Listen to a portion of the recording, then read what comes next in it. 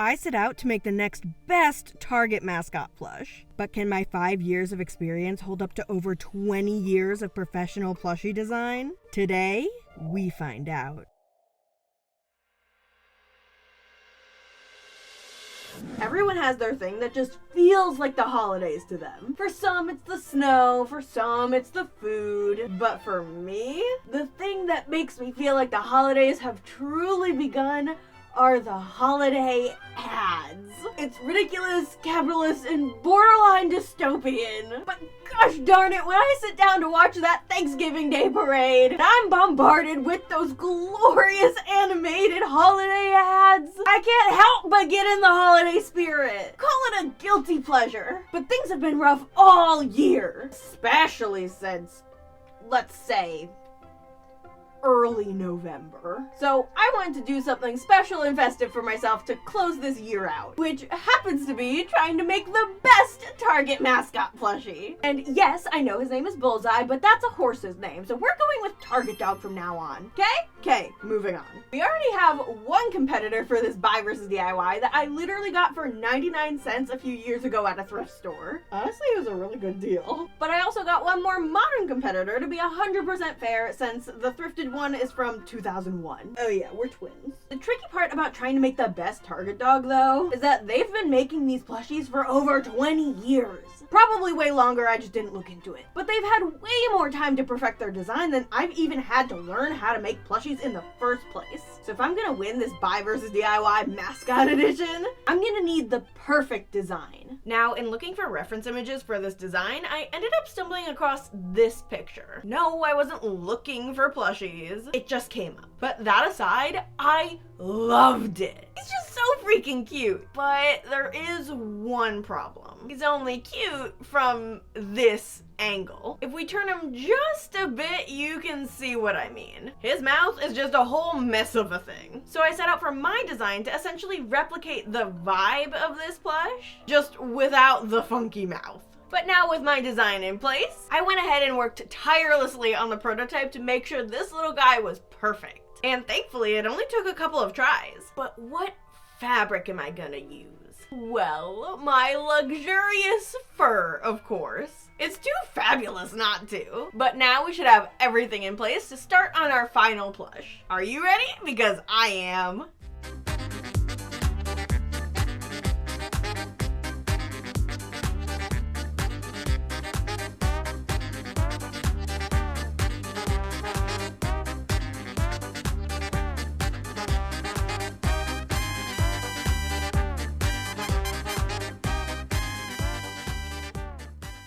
Okay, now, wait a minute. This, a little off.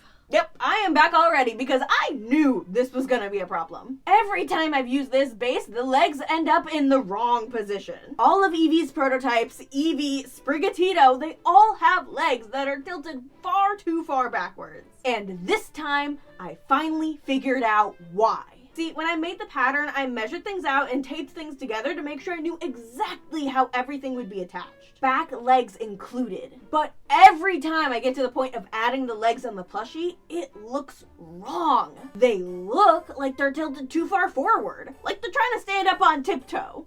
So I change it. I lay the pattern on the desk, assume my measurements were off by 1/4 of an inch, and tilt them back so the feet are perfect horizontal parallel lines with the body. And every time I forget I did this by the time the plushie is done, and I can see that the legs are tilted back like they're trying to stand on their heels. But not this time. I caught it right before it would have been nearly impossible to change it. Which means, yes, I did have to seam rip the legs off the body and reposition them. But hey, at least the legs will be in the right position this time. I think what was happening is that when the plush is all put together, things like gravity in the backside of the leg help pull it into the right position from that forward slanted one. If the leg is in the perfect position on its own, it'll get pulled out of position when the plushie is done. So, small hiccup, but not too bad. Guess it just goes to show you should listen to your notes. Patterning Micah knew I was doing it wrong the whole time. I just needed to listen. But now that that's out of the way, let's finish up this skin so we can get to stuffing.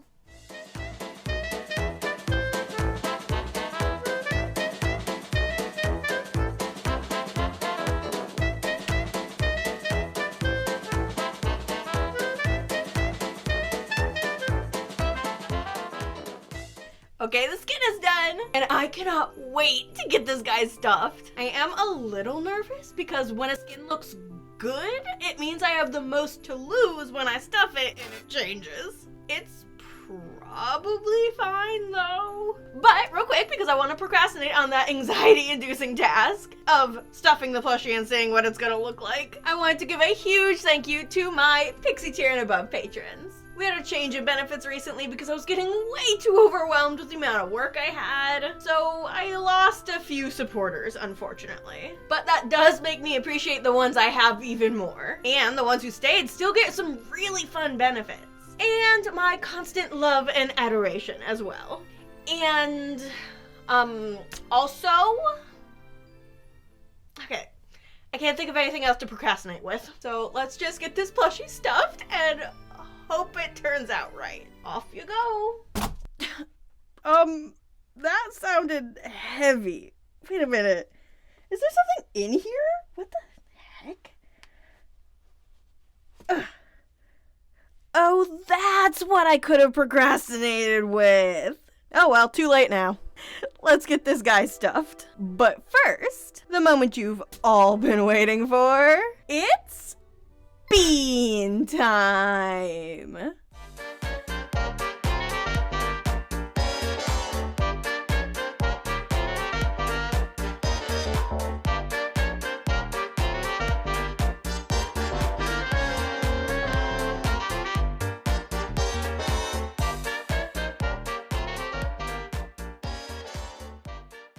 Okay, now it's time for some hand sewing. All we're gonna need is a little bit of black for the nose and a little bit of white to close up that stuffing hole. And any other holes that may happen to be hiding around this body, because you know that happens with fur. Oh, and for the toes, of course. So let's start with the black.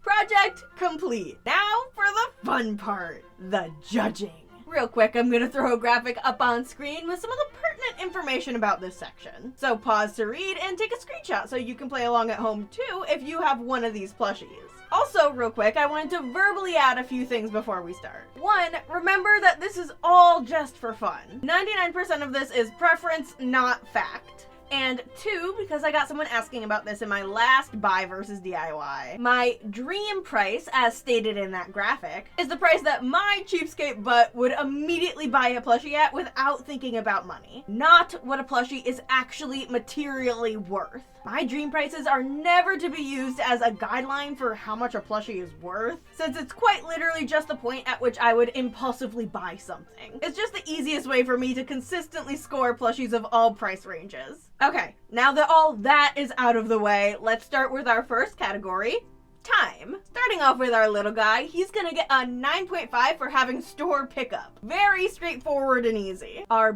big thrifted pupper, on the other hand, is already causing some problems. See, I got him at a local thrift like 5 minutes away from my house, which should give him a 9 out of 10. But since I want this to be at least somewhat accurate to what you guys could get these plushies for, I feel like I should use online shopping times for him. And those average out to about 7 days for shipping. Meaning instead of that 9 out of 10, I'm gonna have to give him a 5 out of 10.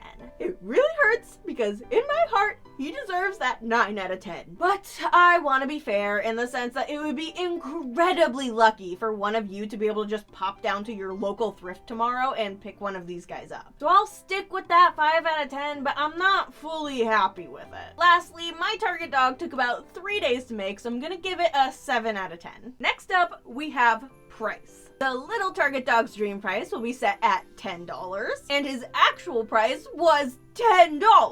I don't think I've ever had a plushie perfectly hit its dream price like this. Oh, and it gets better, because Target was actually running a sale when I got him. So he was only $6. So that is gonna be a perfect 10 out of 10. Nice job, little guy. Our big Target dog will have its dream price set at $20. And as of recording, I'm seeing ones in decent condition for about $25 at the lowest, shipping included. Meaning it'll get a solid 9 out of 10. And funnily enough, our DIY dog has literally the exact same numbers. Meaning another 9 out of 10 for that one too. Next up, we have accuracy. This one's tricky because we have a couple of options to choose from for our baseline to score these plushies off of. We could have used either the cartoon mascot or the actual dog mascot, but I personally feel the actual dog mascot will give us a more consistent and accurate baseline to work with. That said, let's get the elephant in the room out of the way. The little Target dog is gonna get a 5 out of 10 because he is 100% bipedal. And in case you didn't know, dogs aren't bipedal. Bipedal, by golly, I don't know. Yes, he's obviously being based off the anthropomorphic cartoon mascot, but we already decided we're using the real dog breed as our baseline. This is very good news for our other two competitors though, because they are both very accurate. Our big Target dog is getting an amazing 9 out of 10, just missing out on that 10 out of 10 for some of the head shape and being an off-white color. Though that could just be due to age. We'll never know. But our DIY pupper is getting a 9.5 out of 10. It's still just a little off with that head shape, and the body needs to be just a touch longer, but everything else is spot on. Next, we have hug feel. Our little guy is getting a 6 out of 10 for being just a little too little. He could be great for a little kid though. It just depends on if his massive head would get in the way. Who knows? Our big Target dog is gonna get an 8 out of 10 because he's just like the slightest bit awkward to hold on to, but overall very good. And lastly, our DIY Target dog is gonna get a perfect 10 out of 10. Honestly, this guy has a perfect hug feel. Sometimes the hug feel doesn't translate well into when you're sitting down or laying down, depending on which way you were testing the prototypes with. But this one, he's perfect all around. Sitting, standing, sleeping. He is the best cuddle buddy. Just perfect. And now for our last category, sensory feel. Our little Target dog is going to be bringing up the rear with an 8 out of 10 this time around. The fur itself is actually very nice, but unfortunately that eye spot being one big embroidered patch cuts down the score by a lot. Plus the backpack doesn't actually feel that nice. It's okay, but it kind of like interrupts the softness of the fur, which I don't love. But then, once again, we have a tie between our DIY and the big Target dog. They are both getting a 9.5 out of 10. It's very different fabric, but they are both so nice in their own ways. Now that was our last category, but before we move on to the big reveal, we have to hand out some bonus points. And this time we only have one plushie that has something a little extra special. Sure, all of them had an accessory, but the little Target dog here has a working Velcro backpack. It just adds a little bit of fun to the plushie, even if the fabric isn't the best. So he's getting an extra 0.5 points for that. Now, before we get to the final scores, I just wanted to say how absolutely wonderful all three of these plushies are. Honestly, they're some of the best plushies I've had to judge in this style of video. And I've done this 4 other times already. Definitely go check those out when this is done. So it's gonna be tough choosing a winner today. But it has to be done or else we'll end up with a 10-hour listen while you fall asleep video, where I just ramble on and on about how much I love these plushies. So it must be done. Alrighty, I've tallied all the scores and it's time to announce the awards. So, In third place, with a score of 39, and earning themselves the rank of Good Pal, is the Little Target Dog! This cutie did a wonderful job in today's competition. If we had used the cartoon dog for our baseline of accuracy, this guy probably would have at least gotten bumped up a rank. But now it's time to find out who the winner of today's competition will be. So, in first place, with a score of 45, making them the first plushie to ever make it into the So Micah ranking of Instant Classic, and winning today's Target Dog competition is...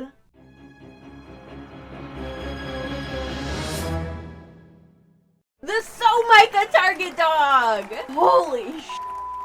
Guys! I have never made a plushie this perfect before. Its hug feel, the accuracy, the sensory feel, everything that makes a plushie a good plushie was near perfection. It's no wonder it became the first plushie to ever make its way into the Instant Classic category. And it's not alone either. In second place, we have the Big Target Dog with a score of 40.5, which also gets it into the Instant Classic category. If I had been scoring it based on my lucky thrift find instead of online stuff, it 100% would have won with a score of 45.5. In fact, I was tempted to just do that anyway.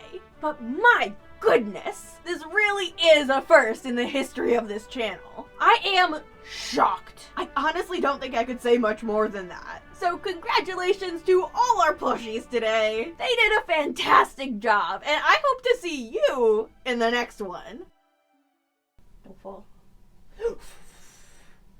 Oh, don't fall, I said.